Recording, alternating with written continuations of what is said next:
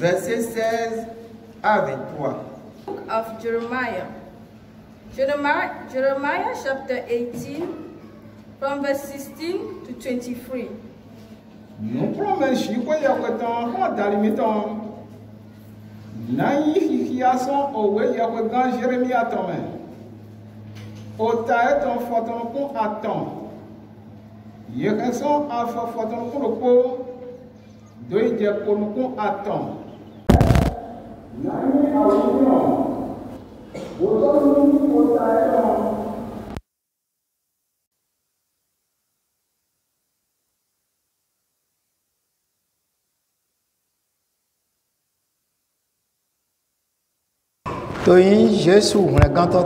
In Jesus Christ's name, our Savior,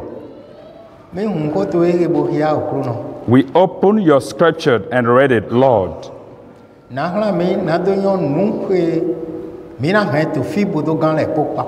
Help us to understand everything we can retain in order to be saved. And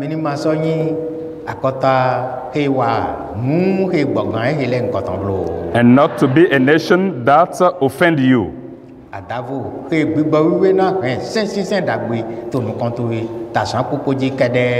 Unless the Holy Spirit that yield good fruit before you at the end of the years. Help us to do it this. For your glory. In order to make everyone know that you are the Savior. In Jesus Christ's name.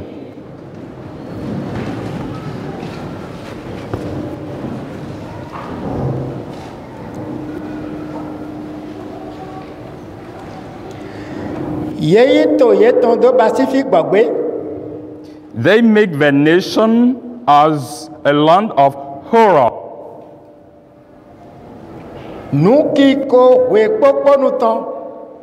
A thing to be hissed as forever.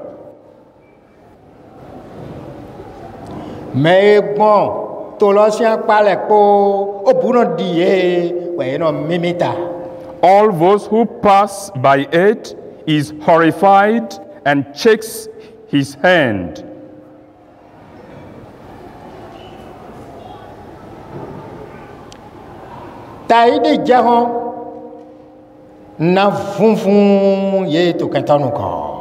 Like the east wind, I will scatter them before the enemy. I will show them my back.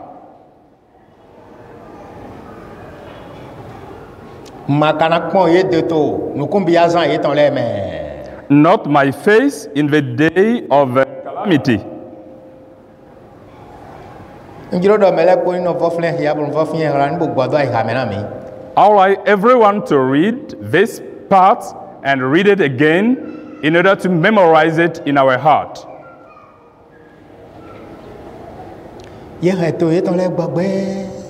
They make the land subject of horror and has become a desolate and a hissed land forever. When a whole country becomes desolate, what about the different habitation, different houses in that land?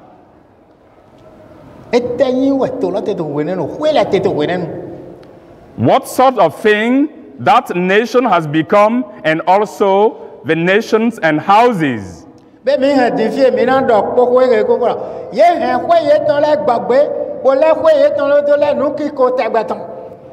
So, through this part, we can say that they make the houses and the land desolate, object of horror, and become a hissed forever. What about the farms at that moment?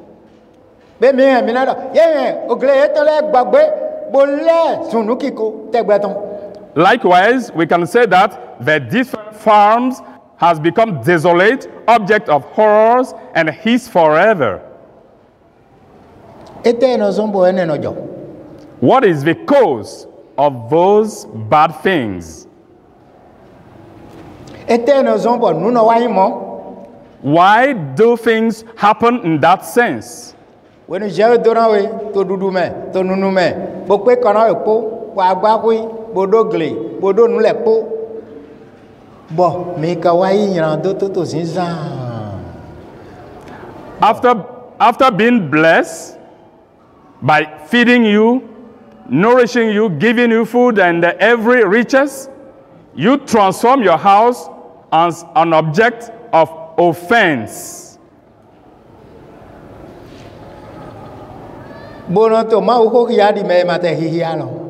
And you read the Holy Bible as someone who never read it.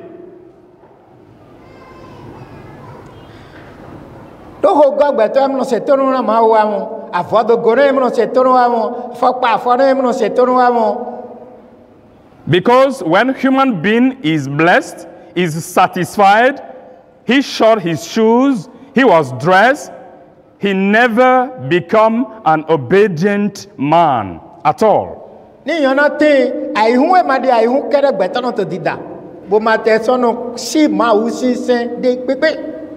If someone is wealthy or rich, they make fun of gods and also the gospel of God. They used to amuse themselves.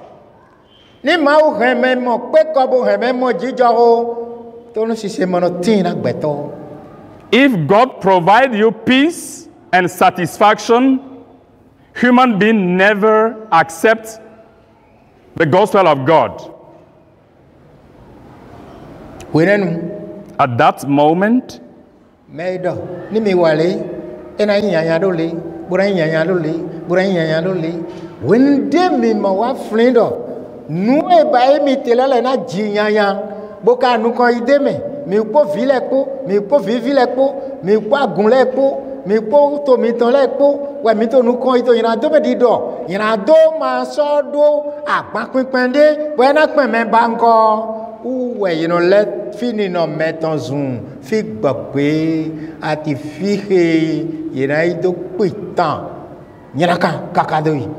when you are blessed and by having God's gospel in his heart, you neglect it, you don't follow anything at all. It is from that moment that you transform your houses into different subjects of horrors and a hissed one forever, and you won't care of anything, thinking that there is no bad consequences that can come upon you.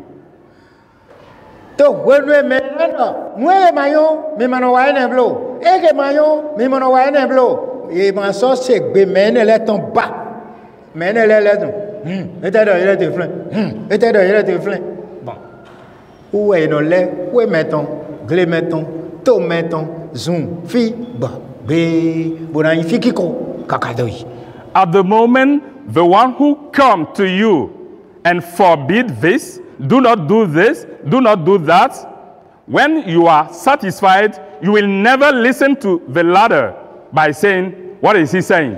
What is he telling? What is he teaching? At that moment, you transform your houses, your dwelling place, into object of horror and also desolate one and a hissed one forever.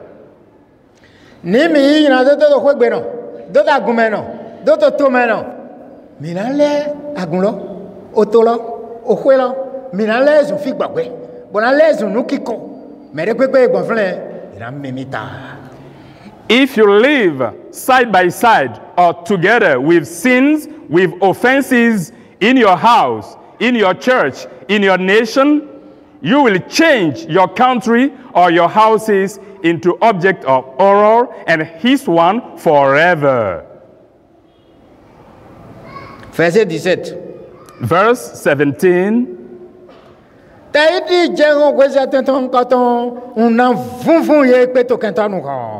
Like the east wind, I will scatter them before the enemy.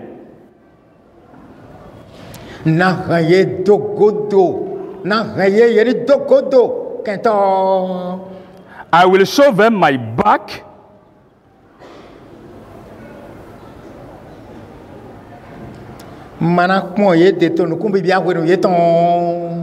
I won't respond when they will be going through calamity.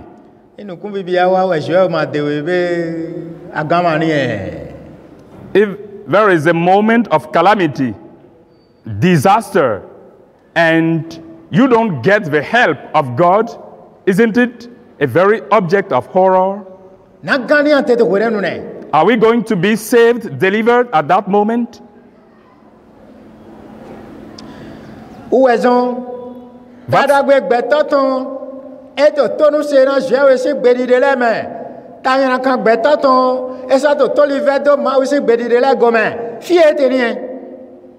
So from there, the fortunate one, his good things come from this one, and his stubbornness also come from his the fact of being disobedient.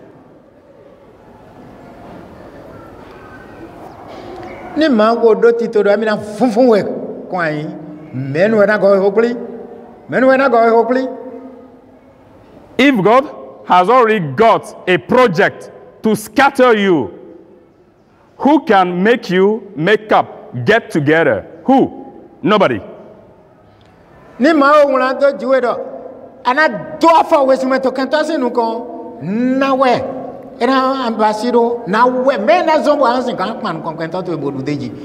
If God delivered you to a race, you're going to run before your enemies. Who can make you get back, return? Who? Nobody. Who can save you? Nobody.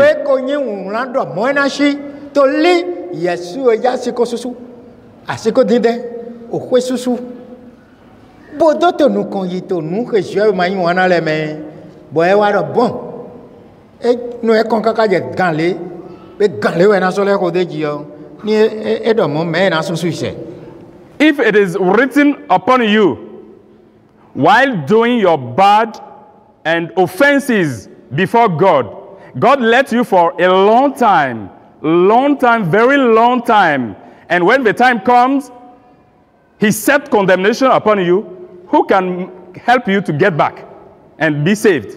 Nobody.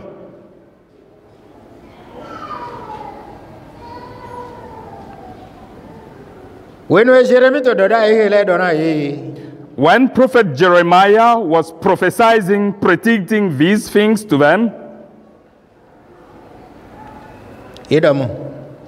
they said, come together, get closer. We're going to plot a coup against Jeremiah.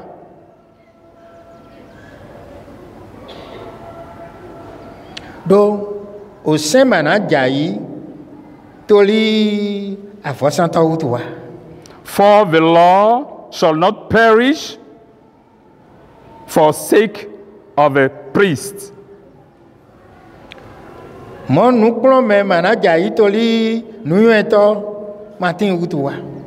Nor counsel perish from the wise,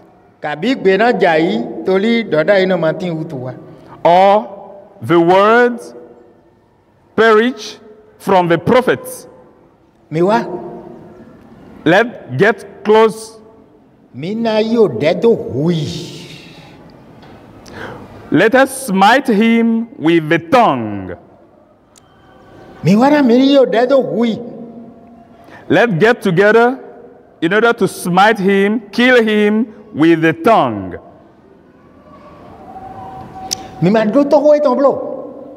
And let us not heed any of his words. Let us not listen to him at all.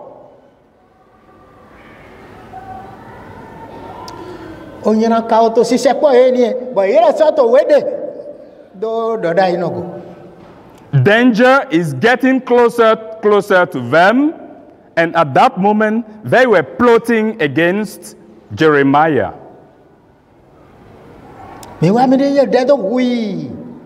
Let's get together in order to smite him.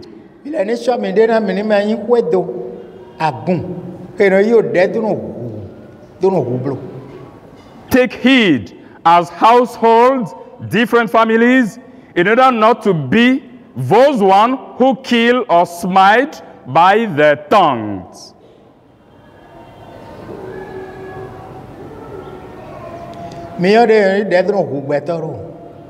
Do you know the way by which one can kill his neighbor by the tongue?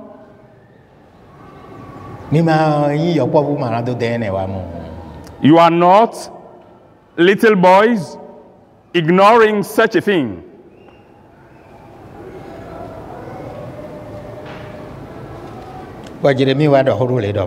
And Jeremiah spoke in that way. Oh Lord, give heed to me.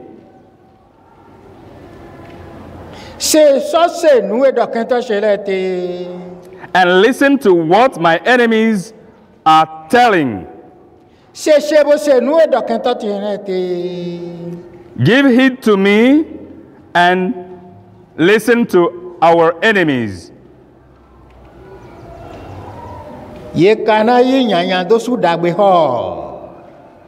Is evil a recompense for good?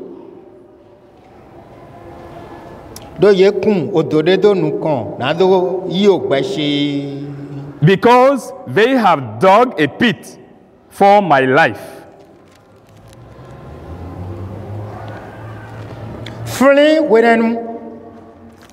Remember, at that moment,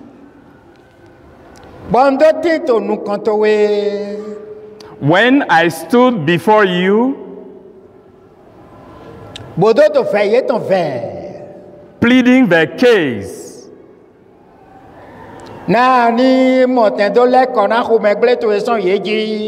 in order to turn away your wrath from them.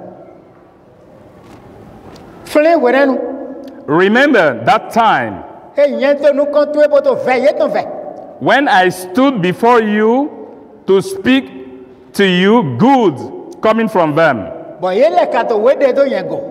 And in return, they started plotting against me.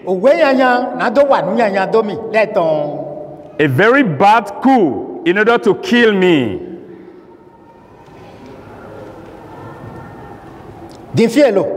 Now,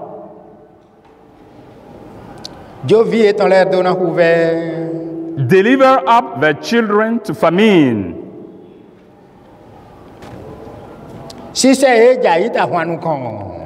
Give them over to the power of the sword.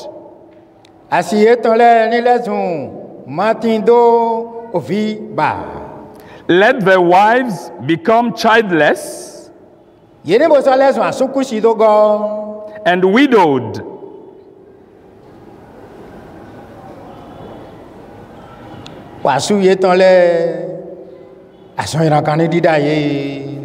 And may their husbands meet death by pestilence.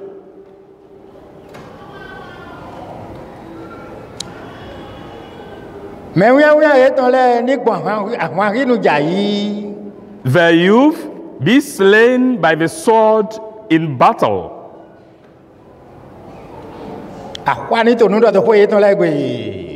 May a cry be heard from the houses.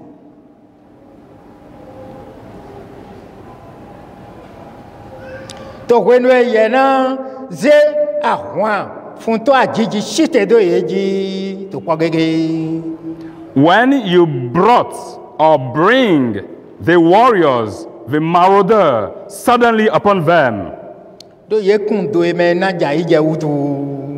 because they have dug a pit to take me. Because they laid snares for my feet. Oh Lord,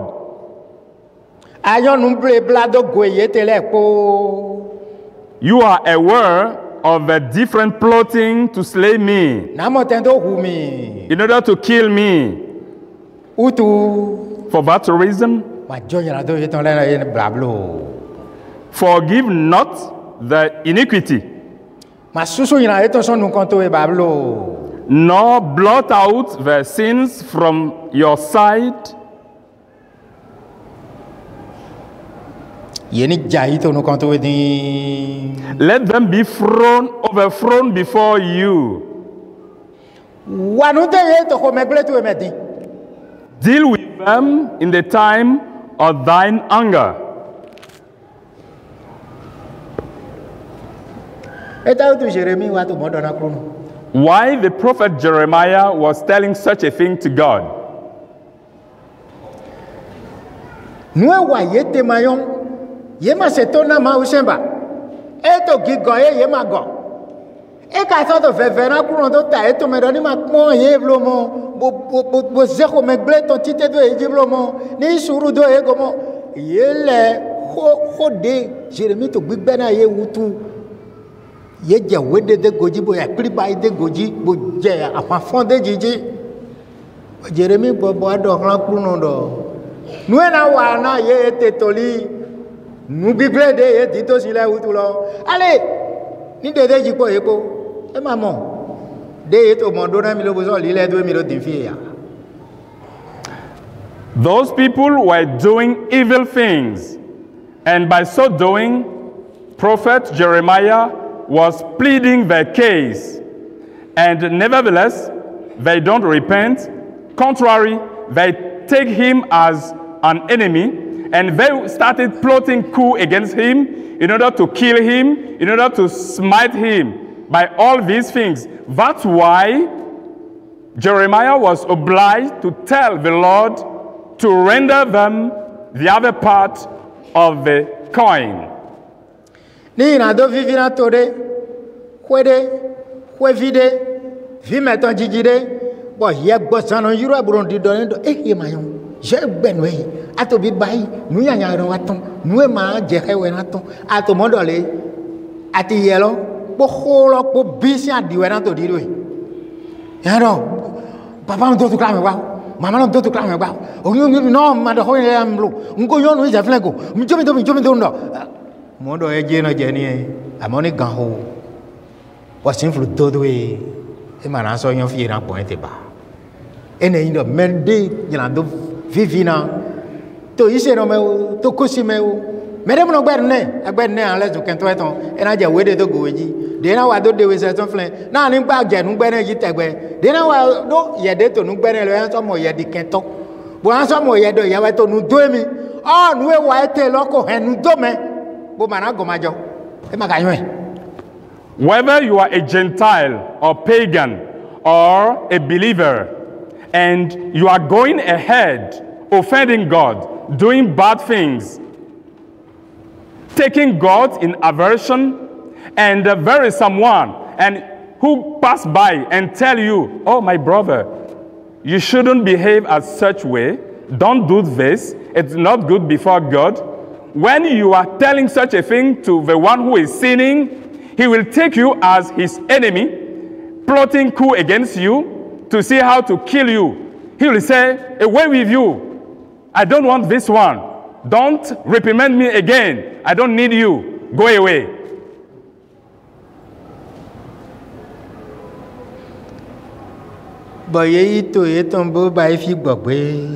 And they make their land or country desolate, object of terror.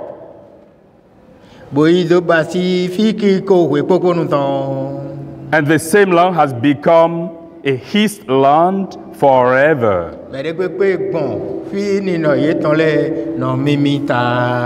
All those who pass by that part, they shake their heads. Why? By passing by, they shake their head. Yemo Donald to Flendai, Yemo Gijo to Flendai, Yemo Taragwe to Flendai, Yemo Gijo to Flendai, Yemo Hogan to Flendai. What if ye? You must have one when I let the Flemba. Tolieta to whom I bless you with on Elisa.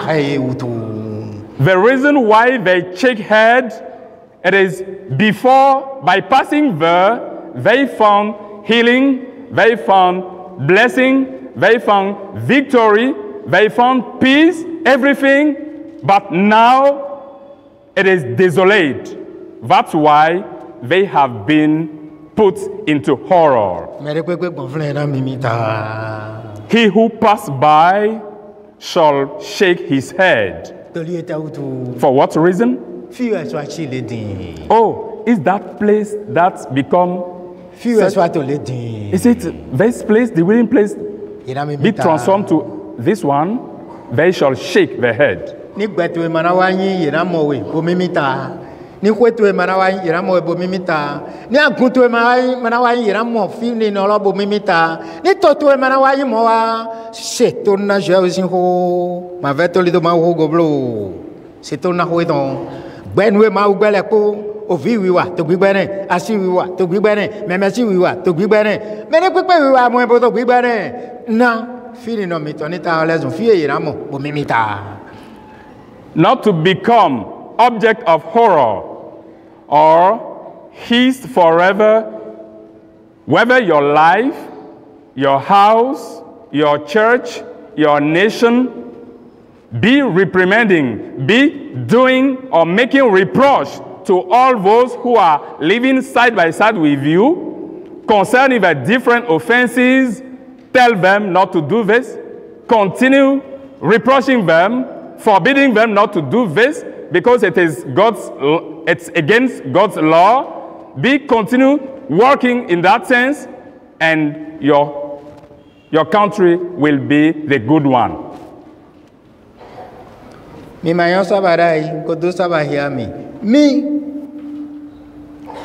budget to sabazangwe we prunodo. O dabulo. Wo ya wewe. Wo hode. Tazane bezane pore niku.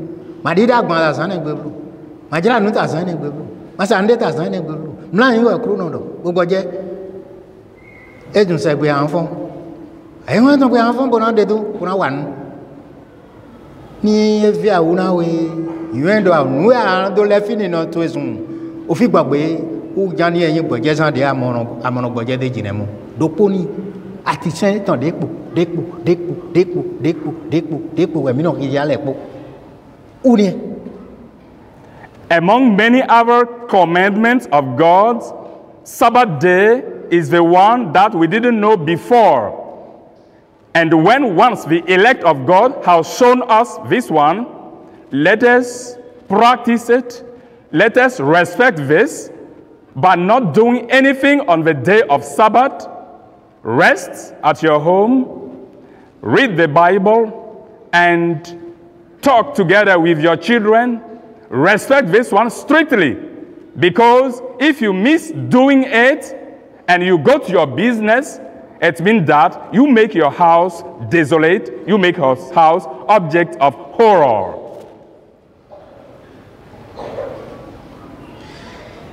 Endo agbeto semeji jeje sin ko le tan godole o hikla ye kan abi ado gbangba de kan bodo wi yen be ndo mo ba ibe me na kenu me ma yin ran doron bona kenu me ko yin ran doron me de gbe na zonu me Maintenant, c'est ici. Ma où sont mes tout ici là. Ma où sont mes jaïda, il est beaucoup à se fond là. Il est tombé passé à telo. Diana passé bon. Boamando les huetowe, au gletowe. Asitowe sont à soukusi. Asutowe rando yi. Les ont noué à son yana canadida, ils sont à patoewa. Diana wagondo passé kakabo. Huetowe rando dona. Greto erando dona, toto erando dona. Usika we minivan. E maimo. Yele to ezon son fi gbagbe, bo le son fi kiko. Yezuna le son fi ni no to ezon fi gbagbe, ate fi kiko. E manado imo utu. Mele ko ni wule bonade. O gba mere foton ro. Bo yon de anamba igbonbo. Jo ma ando mo we di nu e ran fun awon re. I urge all of you to remove from your mouth and the fourth, this sentence, does no one cease sinning? Isn't someone is perfect? Remove that sentence from your mind, because if you are stubborn against this one and you do the contrary of what the commandment of God said, by going against God's law, you will make your house, your country, your farms desolate, object of horror. So let us remove that bad sentence from our behavior. Ni yebi ministre yuendo beto we mekpo beto asanyi meji gbe hele tondo da yi mini yuendo bi lo sumi doko beto le me bodo gbero ko lo me to di. Let us understand clearly that upon those who this voice came before, they were human beings. So, likewise, we are also women nowadays. We are still and we continue being human beings today. Beto mo dike me no gbe ni do ma wa leblu beto mo dike huiton. Me ne wara yiro yidro iketo me ne go yiro hu do me ne sinu wa yiro klibron di dokwe me ne go isano to ai hanya kando. Human being never likes to be reproached, to be made a reproach. The one who used to do it toward his neighbor in that sense, he is taken as his enemy, and they started criticizing him, slandering him everywhere. Ni ka bai po ka eno aflige meji ina do agban do en aflige melo su de to di to yue utu de mi na bai gbon we ma aflige mi ji gbero ko o e mero ko mi to ni no wa fi bo no wa le ka me kon to ko egele me na do basi. In order not to receive the drawbacks, the bad consequences of our actions, of our different behavior, which is contrary to the commandment of God, for that reason, let us come together here and listen to the gospel in order to meditate our life throughout this one. May Jesus bless each of you.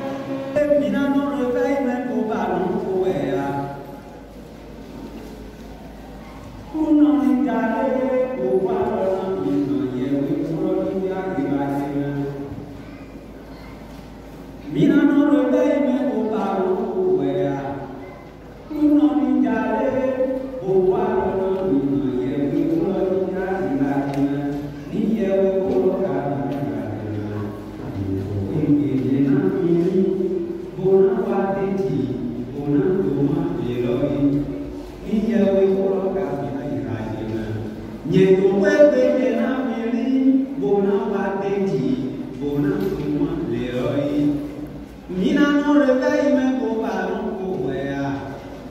Pour nous non y jarer.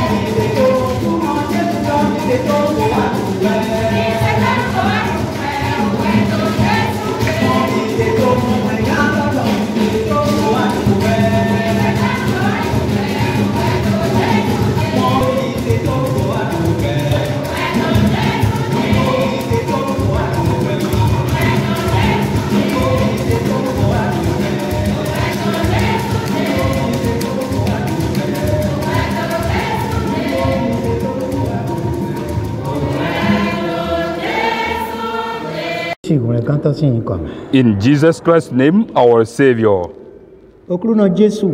Lord Jesus,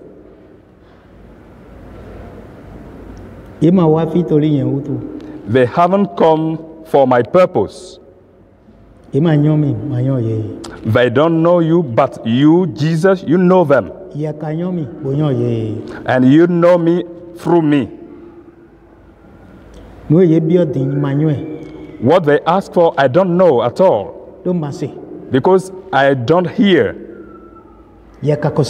But you, Jesus, you listen to them. Respond them as to know that you are there. Healing all the sick.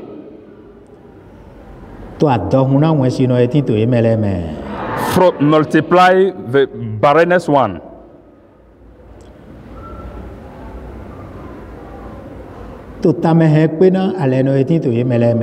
In render perfect the crazy one. In opening the ears for the deaf and dumb. Open mouth to the speechless one. By raising up the cripple.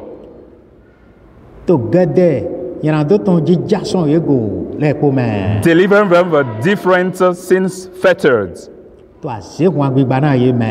Casting wizard for them. Bewitchment. Enemies, snares.